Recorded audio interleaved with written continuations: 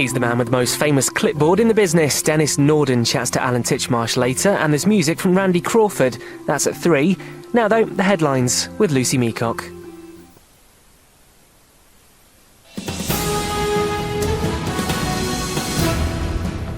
Good morning. Global stocks have fallen dramatically again, leaving the FTSE 100 index down at one point this morning by as much as 10%. It comes amid fears of a global recession. The index plunged more than 400 points during the first hour of trading, sending it below 4,000. Shares in banks have fallen heavily. HBOS, Lloyds TSB and Barclays all being badly hit. It follows heavy losses in Asia and on Wall Street, where the Dow Jones closed below 9,000 for the first time since 2003. The FTSE has recovered slightly, but the slump comes despite the UK government's £500 billion bank bailout and a cut in interest rates. And G7 finance ministers will gather in Washington later to discuss the growing financial crisis. The Chancellor, Alistair Darling, will be among them. A computer hard drive containing details of armed forces members has gone missing. The Ministry of Defence has said the portable drive contains the names, addresses, passport numbers and dates of birth for around 100,000 serving personnel. It may also contain bank details. MOD police are now investigating. It's the latest security breach to hit the MOD. In July, it admitted more than 600 of its laptops and 26 portable memory sticks had been lost. And that's it for now. There'll be more on those stories and the rest of the day's news at 1:30. Until then, goodbye.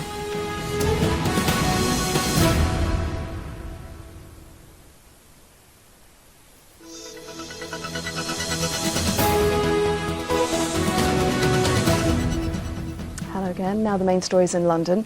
There's been chaos for bus passengers because of a 24-hour strike. Services came to a halt on around 160 routes, mainly across North East and West London. An estimated 6,000 members of the Unite Union walked out at 3 this morning in an ongoing dispute over pay. Emma Wass is at one of the picket lines and has just sent us this report.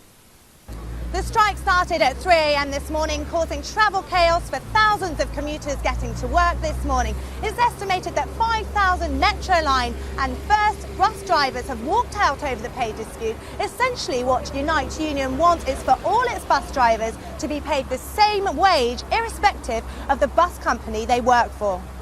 You look at any high street in London, you'll have a driver driving down one side, picking the same passengers up, for the same fare structure, driving the same bus, the same criteria service. And you have a colleague driving down the other side of the road, driving the same bus, picking the same passengers up, and there'll be £6,000, £7,000, £8,000 disparity. That can't be right. This is a regulated industry. All the money for our members' wages comes from Transport for London.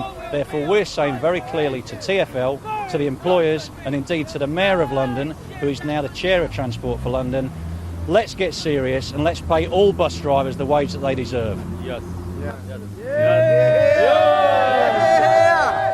Well, this is the second bus strike on the same issue. You may remember that bus drivers walked out earlier this year in September. Now, First, who run the bus depot behind me, say that their campaign is fruitless, that their bus drivers are amongst the highest paid in London and that they've enjoyed several pay rises above the rate of inflation in recent years. Now, all the bus companies are doing their very best to minimise the disruption this morning, and you can get a full update of what services are running on the TfL website, which is www.tfl.gov.uk. And for more details on which routes are affected, you can also log on to our travel channel on our broadband service, itvlocal.com/London. A High Court judge has dismissed a claim by the family of a London barrister that the investigation into his shooting is unlawful. Mark Saunders died after a 5-hour standoff with police in May after a siege at the lawyer's Chelsea flat. Ronki Phillips reports. Charlotte Saunders brought this claim because she believed the Independent Police Complaints Commission's investigation into her brother's shooting was flawed because the police involved had been allowed to collude before they gave their evidence. She argues that this gives them too much power over the way they're investigated. The judge, however, disagreed and he dismissed her claim in its entirety. After the judgment, she came outside the High Court here and gave a statement. I feel it's very encouraging that he feels that the practice may well be unlawful. He also stated that the opportunity for collusion within the police force is institutionalised. He's now left the decision with the hands of the IPCC. However, they feel that if the police officers are not allowed the opportunity to confer, that they may not give evidence at all, which rather demonstrates to me just how much power the police actually have over the way that they are investigated. Later, the family solicitor confirmed that they would be appealing. Ronki Phillips reporting from the High Court. Now, normally members of the Queen's Marching Band only make an appearance for state functions, but this time they've left Knightsbridge for a school hall in Windsor. The Band of the Blues and Royals and Her Majesty's State Trumpeters have been giving pupils a musical masterclass. Carla Prater reports. For pupils at St John's Beaumont School, music lessons are never going to be quite the same again. The Queen's State Trumpeters and the Blues and Royals have left Buckingham Palace behind to give these children a taste of what it's like to be in a military band. Most of these boys will have seen marching bands in a particular context, either a coronation or changing of the guard of some description. What's beautiful here is that they can interact with the musicians and with the soldiers and learn a little bit more about life in the army, not just see it from one particular context. Whether you're 3 or 13, everyone can have a go to try out these instruments for themselves, but it's not as easy as it looks. It was really good, like you have to like sort of spit and blow in it at the same time. It was really good, yeah, it's really good. And for those who can already play, there's a masterclass on how to stay in tune. It's good for them to see what we do, and they can answer questions, and maybe one day they may even join the army as a musician as well. Whether these pupils go on to join a royal band, well, who knows, but for now there's certainly no shortage of recruits to the school orchestra. Well, you've got to start somewhere, haven't you? Carla Prater, London Today. Good to hear. Well, now let's take a look at the weather.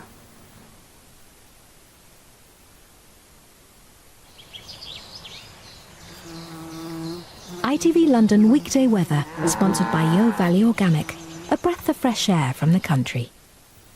It will stay fine for the rest of the day with further sunshine, although the sun will be more hazy than of late. Temperatures will reach 19 degrees Celsius, 64 Fahrenheit, and it will feel warm despite there being a more noticeable breeze. A fine night is in store with just patchy cloud and gentle breezes, lowest temperatures of 8 degrees Celsius, 46 Fahrenheit. There'll be further sunshine tomorrow and temperatures will reach 20 degrees Celsius, 68 Fahrenheit, so a few degrees above the average with gentle breezes. Sponsored by Yo Valley Organic. On London Tonight at 6. You remember Lena Mayfleet? She wants to accuse you. Accuse me of what? Of stealing food from the people of Ember.